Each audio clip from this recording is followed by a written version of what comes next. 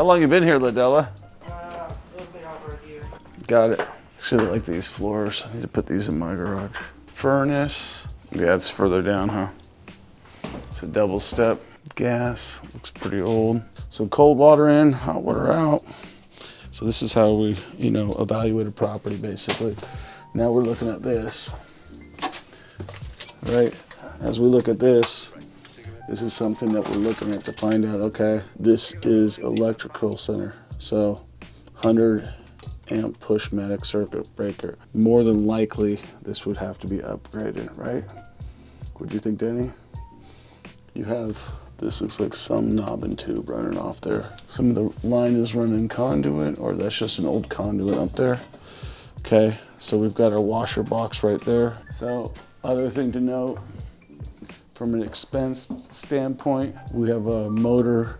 Garage door needs to be replaced for sure. And then you have another garage door that possibly needs to be replaced as well. So when you're looking at stuff like this, we're just calculating like $1,100. $1,100.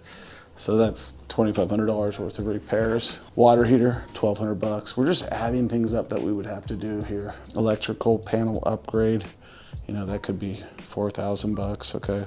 So what else do we need to do? Something to pay attention to. Means I had some water issues down here. So we need to figure out, where did these go? This would have to be replaced all the way. Basically this whole bathroom. So maybe save this piece right here, but everything else would come out. Maybe try to keep that, probably not. If we're slice these part back in there and then kind of come over the top of it, but it might be just easier to scrap the whole thing and start over.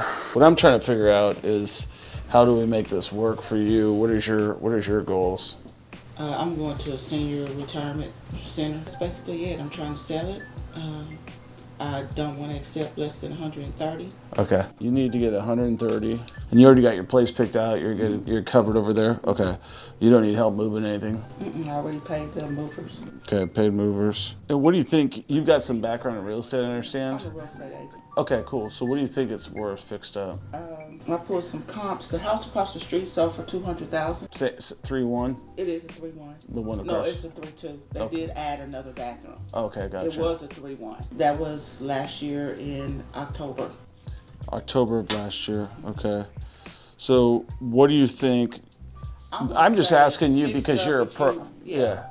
Fixed up, it should come up to about 170, 180,000. We kind of put 160 to 180 as our value, so you about 180. Yeah, so we're between there somewhere on that. Now, so do you have a loan on it right now? I do. And you bought it last year? Uh-huh. Okay. Do you know what the balance on the loan? Not that I care about that. I'm just trying to, because I don't know if I can pay 130, but I'm trying to figure out a way that I can. The balance on the loan is 110. 110. Do you know what the payment is? They just raised the payment up to $1,400. Is it unadjustable? No, it's not. Since they raised the taxes in Kansas City, that made the mortgage go up. Okay. Jackson County. What are they doing? I don't know. They ain't doing anything good with that money. Right. What do you think they are getting audited though, so. That don't mean anything. That's just to make sure that they cover their ass. Okay. I'm sure. Okay. So it was before the taxes. How much was it? Before that, it was 11. 11. So it jumps you up by $4,800. Is that right? $2,400 a year. Mm-hmm. That's crazy. So the interest rate, do you remember what it was? 7%. Okay. And you've talked to some other people so far too? Mm-hmm. What it was? I do have a offer for 125. Okay. 125. So I just want to make sure and see if we can do a deal for you, if it makes sense. You can look me up. This is what I do. I buy and sell houses. My name is Troy Kearns. You could I'm all over the socials. I'm all over the everything. And so you could see, but I want to make sure if I'm going to sign my name on something, I want to make sure I can actually close on it. And so let me just look and see what we're going to go take some video of the exterior and just do our math back and see if we can make any money doing it. And if we can, great. If not, then we'll probably just say, hey, take what you got and move on with it. Well, I can list it. That's what I keep saying. I can go ahead and list it and just wait, but I'm just ready to get over it.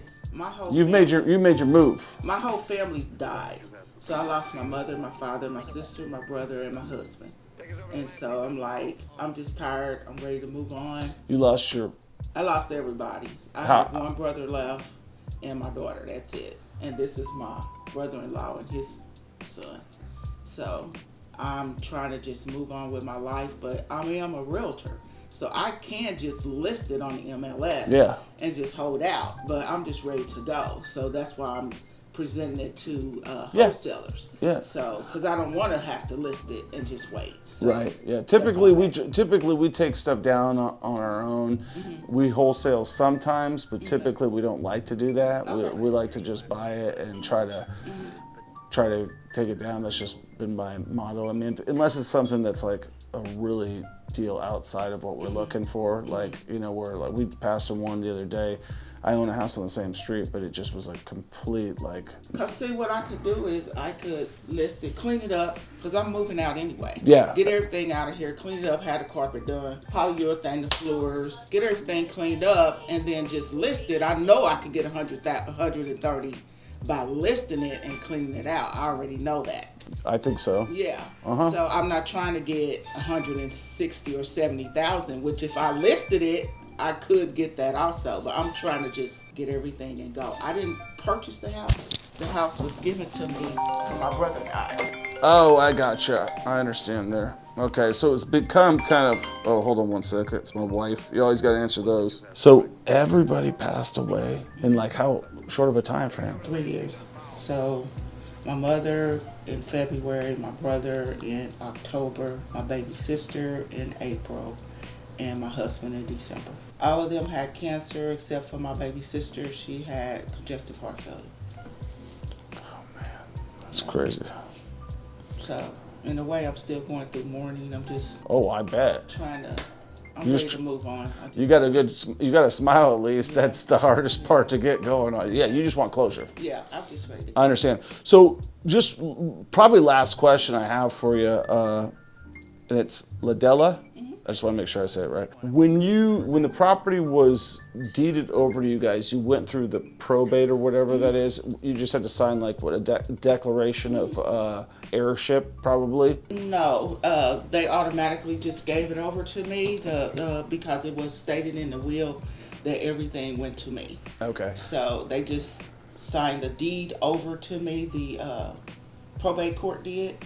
And then I had to go get the mortgage in my name because it had a mortgage on it. The other thing I'm thinking, are you open-minded if we were to come up with a solution that was like... I really don't want to do construct. I know what you could really say. Go ahead, yeah. Creative financing. I really don't. No, I don't want it. That's not what I was going to say. Okay. I don't have any, because it wouldn't cash flow. I already did the math on that. Gotcha. Like, I looked at it. I don't think I'm going to get $1,200 a month for rent out here. Okay. So there's no way for me to win in that situation. Okay. And no way for you to win. Okay. It'd be a lose-lose. Okay. I don't present those type of situations. Okay. But what I was thinking, I was like, maybe we could throw a little bit of money in this thing, clean it up, and guarantee you X number of dollars, and then just deal with the mortgage payment and deal with the selling of it, and then you have your guaranteed amount of money that you're gonna get. It's called basically a novation. Basically, we come, we partner with you essentially. We come and we spend the money, because you wanna move on. You just told me that. I don't wanna deal with this basically. And so we come in and we would say like, all right, you're guaranteed to make X. Let's say it's 130. And then we'll go and fix everything up, clean everything up, and then whatever we sell it for, we get to keep that difference. So the overhead over the 130 is what you keep? Yeah, plus minus the cost of whatever we put in it. Okay, so it may be a possibility of money coming out of my side. No. Never. You don't lose. Okay. You get 130 no matter what. The only risk is on our side, essentially, because if we don't do it, we don't, and I don't even know if we want to. I'm just going to look at every situation. Right, I understand. I'm just trying to understand it. I have never heard of that. Yeah, so specifically what you do is you partner with the homes, like you're trying to get as much money as you possibly can. I'm trying to get as much money as both we possibly can. Like on this situation, it's like, all right, how do I do that for her? Okay, well, I can't pay her 130 right now based on what I'm seeing, because I'm looking at houses in the market 160, 170, like that.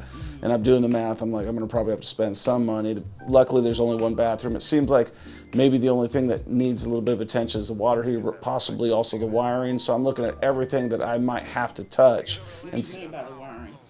Well, I don't know, like if there's anything major, but it is an older panel, and that might come up on the inspection. I didn't see if there was knob and tube, but it looked like there was a couple pieces of knob and tube. So I don't know if that's an issue with the home inspection. It wasn't for your brother, No. so I don't see it being an issue, but I do see it being an issue. Just like the water heater wasn't an issue, but it is 12 years old, and it does have some rust coming out of the top. So those are just things I look at from my costs of what I might have to do. I didn't see any issues with the roof. We haven't looked on the outside yet or anything like that. I didn't see any leaks or anything like that. The thing that had leaked was this, and I had that fixed. So I didn't get the inside fixed, but I did get the outside done. Yeah, and that's just because it's like we noticed it's just sloping down. It's probably got a different. It's like an add-on piece right there. Yeah.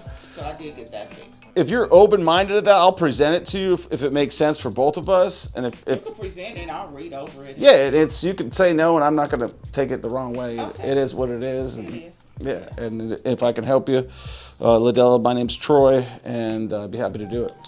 Okay? Let's see what happens. Let's see what happens. Okay. So, at first glance, this one doesn't make any sense for the money. Be a pass, right? So we'll see if there's any money to be made on it. The only way to do it would be to do a novation where we go and basically clean it up, maybe fix that bathroom and partner with her on the equity. Looks structurally good, huh? Yeah. Do you see any issues? Those garage doors and Both are toast. Yeah. We'll send Gabriel out to take a look at them. This is basically how you go and analyze a flip. First thing that I did is I went in there, assessed the situation of the property. We went and took a look around. What's this thing going to cost us? Then once that happens, establish rapport with the seller, find out what their needs are, find out what they're trying to do, find out if there's a simple way that you could accomplish that right then and there. She's money motivated right now. Sometimes money motivated people don't line up with people who are trying to buy houses at a deep discount. That's all right. Let's be straightforward with it. People appreciate people who are straightforward with them. A lot of wholesalers, a lot of flippers, they lie to people. We didn't lie to her about anything. We told her what we're gonna do. I took notes. Basically, hey, she's looking to net the most amount of money. We know what our homework assignment is, to go back, study the area in deep, and we're gonna attach that to the video, how we studied the area, how we came up with the numbers, and what our final decision was. So stay tuned to the end of this video so you can see how we analyze it.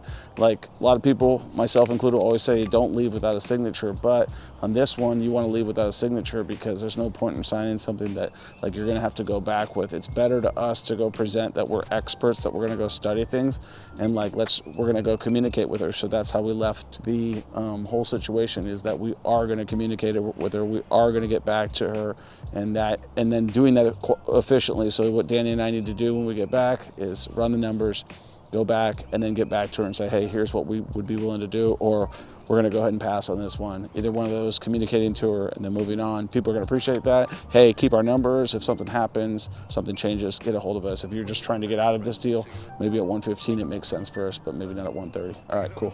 Let's go.